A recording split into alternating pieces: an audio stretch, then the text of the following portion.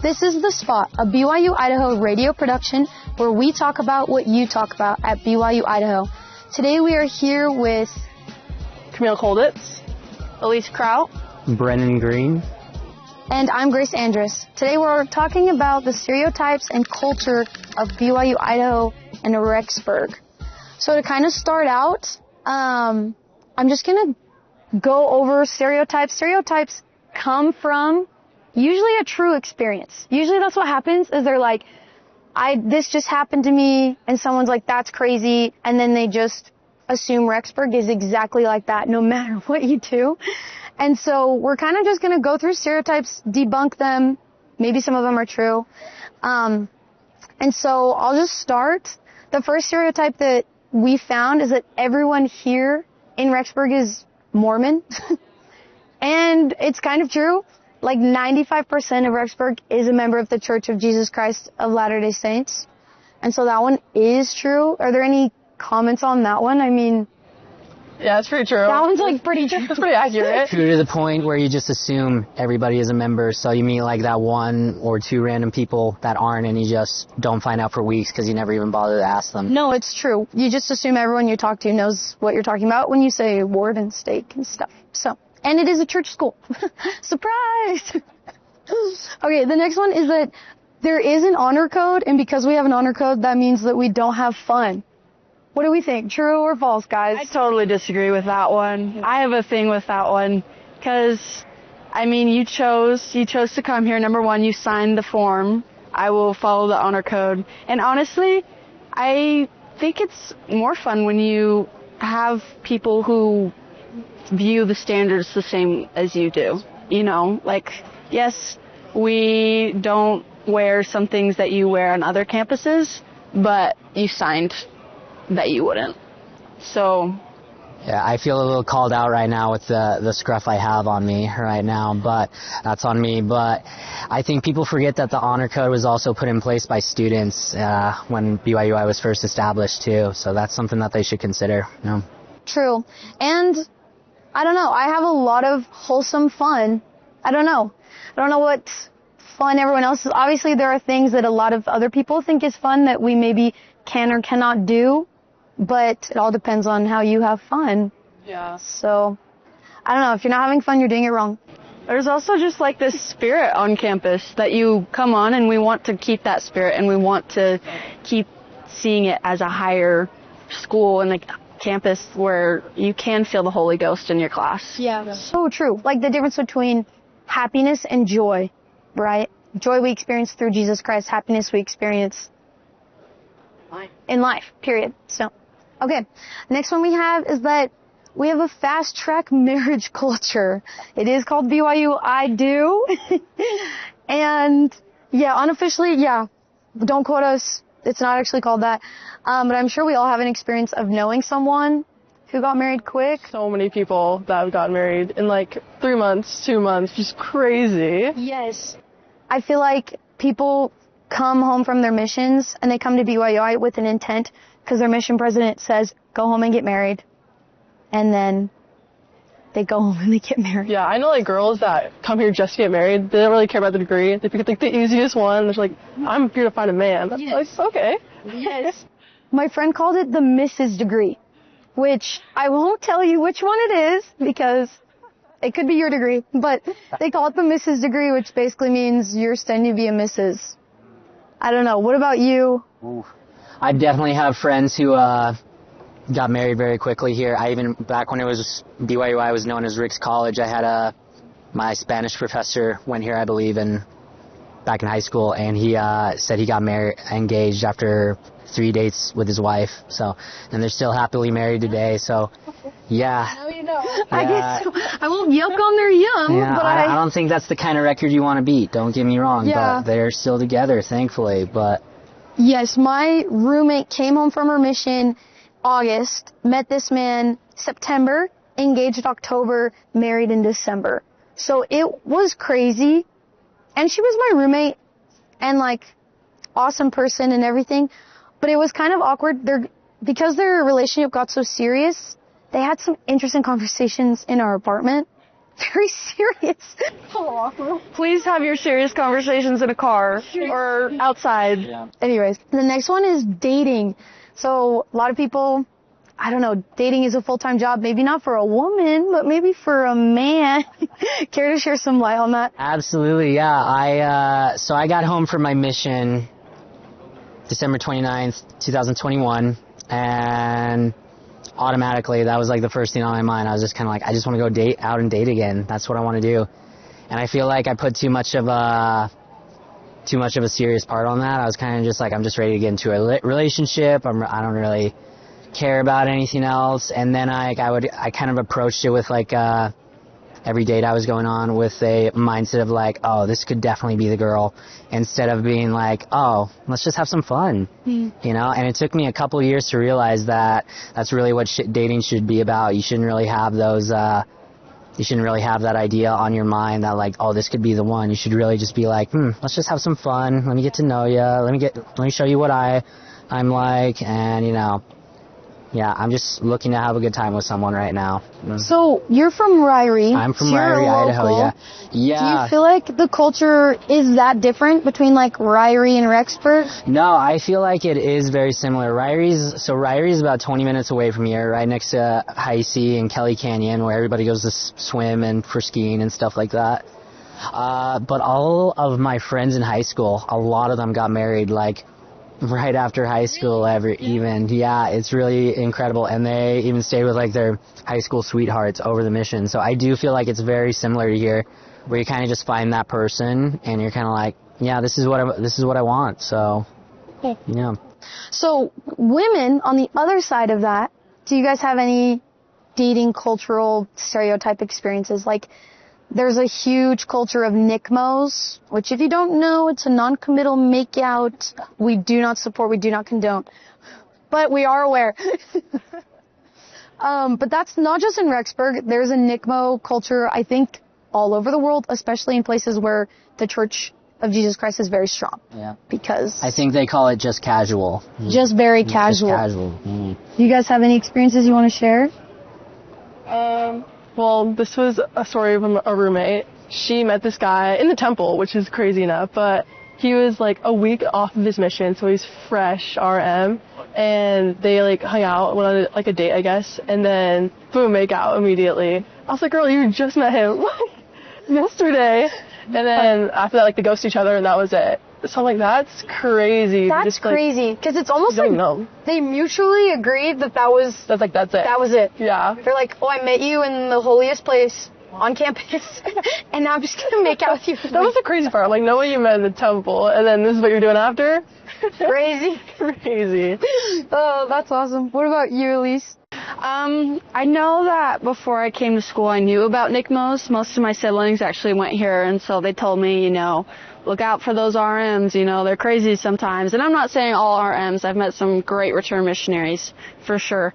But it was just kind of surprising to see how, like, others, it's like, yeah, we went on our first date, and, like, I was like, oh, how'd it go, you know, and they're like, yeah, we made out, and I'm just like, oh, first date, dang. Already? Yeah, and it's good to know the difference, because some people in the church, you know, their parents are very adamant about do not date until you're 16, and so some haven't even had a relationship in high school, and so they come here to campus where it's like Holy Land, and it's like, whoa, look at all these people that I could, you know, potentially end up with. Yeah. And so I think it's good for students to understand the difference between a NICMO and somebody who actually likes you and sees you as a child of God and wants to get to know you.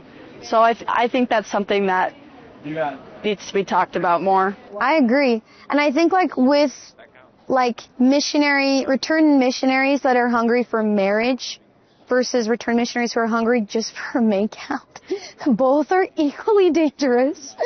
Not adding anyone specifically, because both women and men fall into that. But it is hard, I feel like, in Rexburg to find someone who does want to just, like, date to intentionally get to know you, to figure out if they want to just date you. Have fun, but intentional, instead of just, like, casually being together. I feel like people don't realize how important the talking stage is in Rexburg. Like, that kind of just got skipped over or something like that. It's true. Yeah. Like, I don't know, especially on mutual. I don't know. I haven't been on mutual in a long time. Thank you, God. But seriously, I remember being on mutual and you would just get people who were like, let's go on a date and get married, or let's go on a date and never talk to each other again. Yes. But I think like the talking stage, courting, the courtship, very important. Okay. I think that group dates definitely help with that. That was my thing on mutual is it was like, okay, what time? You know, and then it's like, great, I'm bringing my roommates, bring yours. You know, just everybody have fun. Everybody get to know. There's no pressure. You're 18, 19, 20, 21, 22, 23, 24. There's no pressure. 25, 26, no pressure. 27, 28. I'm No kidding. pressure, I'm kidding. no No pressure. pressure. No pressure. Seriously, like, there is no timetable for meeting, dating, marriage. Like, do it at your own pace. Be safe. All those fun things. That's a big thing. Yeah. I feel like people don't realize, so BYU-I is only 480 acres, fun fact. Super small campus compared to around the world. So it's really easy to run into people you've gone out with in the past anywhere, especially at the Man-Waring Center, the hub of campus. So you have to be careful. I knew this one guy, kind of going back to the NICMO conversation. He NICMO'd with a girl and everything, non-committal makeout, and didn't make anything of it. A couple months go by, and he started going out with another girl, and it was getting pretty serious and everything. And then he met her family, and the girl he nickmoed was her little sister. So, yeah. So, you need to be really careful with the dating culture thing, you know. I have no idea. I kind of lost contact after that, but That's yeah. crazy. Yeah. Especially for you not to know the ending. Yeah. We're yeah. done. I really need to look him up again. Yeah. Could see you if it worked imagine out. that family dinner? Wow. Especially if she was like hurt by that. Yeah. And like confided in her older sister and was like, Yes, because sisters tell sisters everything. yeah. Be like, this guy just nickmoed me and now I'm sad. By the way, it's her sister's boyfriend. That's on mutual, what you said, like you see him around. There's so many people that I've like swiped up on mutual and like talked to and like nothing happens, and then I see him on campus and it's so awkward. Do you say hi? No way. I don't know. Do you avoid eye contact? Let us know. Comment. Let us know. What do you think we should? No, or you happen to see somebody, oh, hey, and then you start walking away. Yeah. Hey, why'd you ghost me? Why didn't we go on a date? Yeah, that happened to me. This guy asked me on a date, and I didn't respond because I was busy, and I was kind of talking to someone else, so I wanted to, like, see how that played out before I even entertained going on a date with him. Then I saw him on campus, and I didn't recognize him because he shaved his mustache. But he recognized me, and he didn't say hi. And so I texted him, I was like, did I run into you? He's like, yeah, I just thought you ghosted me. I'm like, ghosted you? I haven't even responded yet. Anyways, we can talk about dating culture all day because it's a real thing here. That should be like a whole episode of itself. Honestly, yeah. we probably will because people eat it up, typically. Okay, so the next stereotype I have is that Rexburg is isolated and boring, which is like, it is kind of isolated. That's low-key true. Boring, though. I don't know. What do you guys have to say? I think it's fun. There's always things to do. Like, there's always campus activities, of course. And, like, there's, like, things to do, like the dunes. Yeah. That's always a good time. Bonfires. I think as long as you have, like, a good friend group, you'll have fun, like, anywhere. Yeah. I think you need to get creative. Yeah. Like, the fires at the dunes, going to Warm Slough, you know, you kind of have to get creative because it's a smaller town. But I think once you figure out how to get creative with these activities in a good way, it can be a lot of fun with a good group of friends, like you said. Agree. Yeah, there's a charm to being in a small town, especially a small college town. There's just like cute things that you can always do. We're really close to the Tetons, which is a blessing. We're close to Island Park, and West Yellowstone, and like, yeah, those are day drives, but if you never go to them, you'll never know, and so it's like, So like, when will you ever be closer to Yellowstone at the same time, right?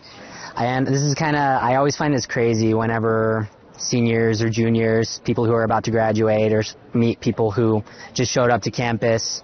I think we should normalize making or having, if like, you might be graduating far apart, but you should still be friends.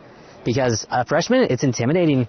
Like you said, Rexburg is kind of isolated. You've just come to this university that's freezing cold for 8 months out of the year, and say you're from California, you have to deal with the ice, you've never had to deal with that before. It can be intimidating to and you feel like you have to do that all on your own, but if seniors would kind of just open a bit more up to being friends with freshmen or sophomores instead of just people in their group, I think it would help out a ton because they know the things to do around here. I'm sure everybody's had that person that took them under their wing, and you remember them for life for that. So I think we should normalize seniors or being friends with this lower classmen. Yeah. I agree. Just normalize being inclusive, period. Yeah, of course. On any college campus is helpful. I'm from Idaho Falls, and so being close to the Tetons is a blessing I don't always cherish. But I was just there last semester with people that were what are those huge mountains? And in my head I'm what do you mean? Those are the Tetons. How do you not know exactly what they are based on their shape? What do you... And so it made me realize, I'm these people who move here have no idea what's so close. Some of them don't have any idea. They have no idea the beauty that is 50 miles to 100 miles away from us. I don't know. But what about you guys? Anything? No, I totally agree. When I first came here, I honestly dreaded it for a little bit because it's such a small town. I'm it's in the middle of nowhere. There's nothing. Yeah. But the people are just so good, and they make it so much better. And I've had roommates same thing, took me under their wing and showed me around and showed me fun things to do. And I think it's super important to make good friends. No, I agree. I think it's helpful that the campus has the mentor program for freshmen, and I even still talk to some of those people from my groups to this day. But I also think, like you said earlier, just having people on campus who aren't hired to be your friend in that sense, having ward activities and really integrating the ages, not for dating reasons or anything, but just for mentor, / friend. Hey, I'll show you around campus. It can be kind of confusing at first, but you'll get in 2 seconds. Yeah. I think that can be really beneficial to have for each freshman to have one upperclassman friend that can really show them the ropes of BYU-Idaho. Yeah. I think that would be awesome. I feel like I'm low-key, you're calling me out a little bit because I'm about to start my senior year, and I feel like I should find some freshmen and help them out. Or anybody, just anyone who doesn't know what the Tetons are. That's so sad. But no, I think that's so important to just create more of an environment of everyone's invited, especially because it's so known here that we're all children of God. And so just that in itself unifies us because we all are under the same cause, right?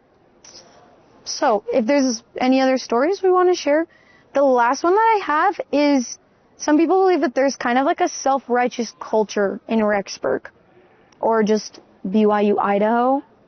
And to kind of shed some light, I feel like I have felt that here, not to dog on any other places, but I definitely feel it more down south at the BYU Provo campus. I feel like Rexburg is full of people who are down to earth. There are definitely, I think anywhere you go in this world, you will find people who are self-righteous. You'll find people who just want to make out. You'll find people who want to marry you. But I think Rexburg, more and more, time and time again, I find people who are down to earth, kind, inclusive. You just have to find them. I think starting is being that person will attract those people to you as well. But any thoughts? Yeah, it's always interesting to learn about the BYU-I rivalry because it's not sports related. Yeah. It's really just oh, you went to BYU-I, you must not have gotten BYU then. Seriously. And I've had people say that to me before, and I'm kind of just no, I grew up in this area. My mom used to teach here. My uncle teaches here. I have a lot of family in this area. I just felt better staying close. And you can say what you want about that, but it is a lovely area. And I've seen it both ways. There are people who definitely take pride in the fact that they're not at BYU, and they're kind of just we're better than them in everything else other than sports because we don't have it. But I've seen people who are also just that's not important. I think what's more important is just being kind and focusing on your classes or just kind of letting it be. We might still have BYU in our name, but we're two very different universities still. We have classes they don't have. They have classes we don't have. It's lots of differences, even though we both have BYU in our name. True. I've found a lot of people who chose to come here because they appreciated not specifically the honor code, but they felt something different when they came to campus. And I think that going back to the honor code, that probably helps a little bit. Yeah. And also they came because of the professors. I have loved every single professor I've had. I've heard only good things from people. You know, a lot of my classes I'm required to go in for 5 minutes and just chat with them. Like, it's not even about school. It's just, how are you doing? You know, and I feel like every class I'm in, I feel cared for and loved for. And I think, I'm not saying BYU doesn't have that at all. I'm just saying that I have heard only good things from people who choose to accept that they're at BYU-Idaho and choose to go with the flow and go with, okay, I do have good professors here. It's not a big campus, but I still have a group of friends and a group of teachers who care about me. And I think that's what's important. I think so. I agree completely. I feel so cared for by my professors, which I did transfer from I transferred from a state university, and not that they didn't care about me, but I just got a little bit more lost in the sauce. Yeah. And that's okay. Like, every campus has good things about them, but I do love that part of BYU-Idaho. That's a great point. Yeah, that's honestly my favorite part, is the teachers are so good. And when I was deciding on going here, my sister went here before, and that was her favorite part. Like, the teachers were so nice and so personal and talk to you. That's totally my favorite part about BYU-I. Yeah. No, I think it's awesome. So awesome. And no hate on any other campus. Like, every single campus has goods and bads, and we are one of them. We just talked about some of those goods and bads. So if you want to know, just rewatch the episode. Okay, so is there any other stories? Like, have you guys ever felt judged? Have you ever felt like you weren't included, or what do we? Yeah, I think when, in one of my classes particularly, it was full of upperclassmen, and I just kind of got the feeling of, I also didn't dress necessarily like them, if that makes sense. I didn't talk like them, and it was definitely, I felt a little bit judged. I actually ended up dropping out of that class. Oh. But not for that reason. Oh. Not for that. It was a schedule reason. Oh, I was like, hey. No, nobody was rude to me in any way. It just felt cliquey, you know? And I think that's what you're going to find on every single campus. So, there's going to be wards, there's going to be classes, there's going to be teams that you're just apartment complex. Oh, yeah. I don't and so, no. First and last name, just kidding. And so I think that's just something you're going to find on every campus, is just a couple of groups that they don't want anybody else to join, or they don't want, you know, and I think that's just a part of being an adult. Yeah, I think so too, just being in college. And how we can combat that is starting with ourselves. Be inclusive, be open, invite, talk to random people, just because that attracts those same people to you, and why wouldn't you want to be surrounded by? Yeah. And we talked about stereotypes here, and I feel like, don't get me wrong, stereotypes can be wrong, but they're also what leads to a lot of people taking action, making change, because they'll be like, I'm not anything like that, and I'm from this area, so I'm going to go against that. I'm going to go be friends with people that I'll graduate years before. Yeah. I'm going to just take it slow in the dating game. I'm just going to talk for now. I'm going to show people that there are fun things to do around here and not dish on my hometown or something like that. Yeah. So stereotypes can lead to a lot of wonderful things, actually. Not like the judgment part, but it can lead to action and change. True. No, I completely agree. And so kind of going into that, we can talk about what do we love about BYU-Idaho or Rexburg that maybe we didn't touch on. I know we really did talk about things that we love, but is there anything we feel like we're missing that you guys love about Rexburg? You're from the area, so maybe just the area in general. I think it's amazing how good the students are, how good they can be. They're more capable than they realize, because my mom used to teach her. She was an English teacher, but she only taught Fridays, and I would come with her to class sometimes, and I just remember how nice some of the students were to me. They would always ask me my name, give me high fives and fist bumps and stuff like that, and I was only 4 or 5, so I don't remember it too well, but it was just I just always thought these people are so nice. My aunt was going to school at the same time, so she would watch me and I would be at her apartment watching like the Muppets, and her roommates would still talk to me and everything. And I just think the students don't realize what they're capable of doing here. They're capable of so much more. So I agree. Do you guys have anything? I just love how like gospel oriented like the whole school is, and like we have devotional every Tuesday, and we like say prayers in our classes, and we always talk about gospel topics in our classes too, and religion classes of course.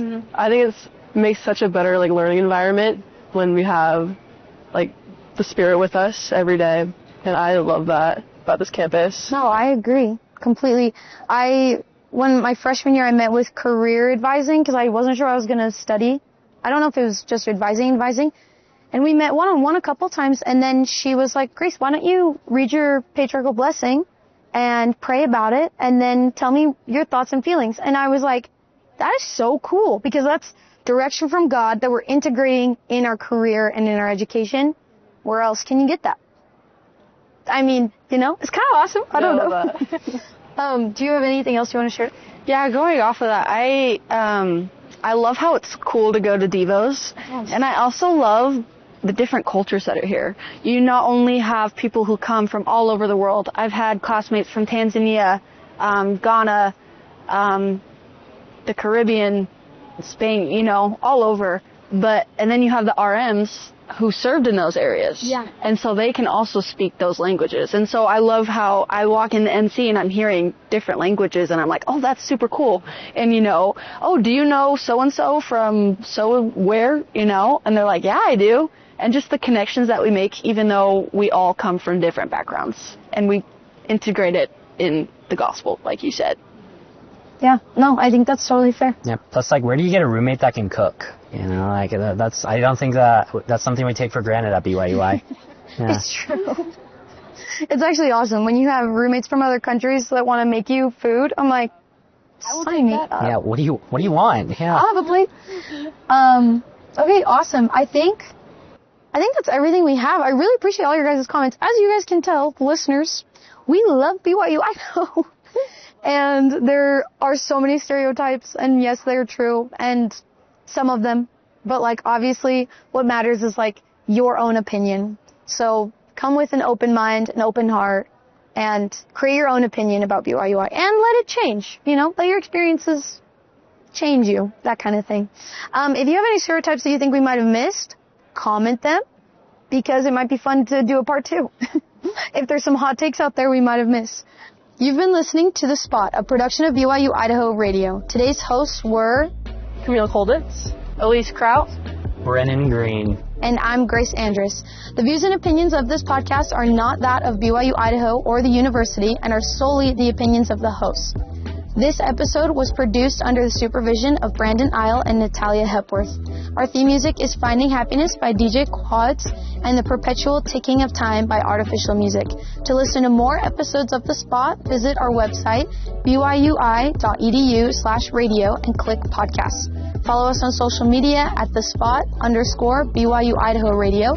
And be sure to subscribe to The Spot podcast wherever you get your podcasts. Have a topic in mind, leave us a comment, and let us know what we should talk about next.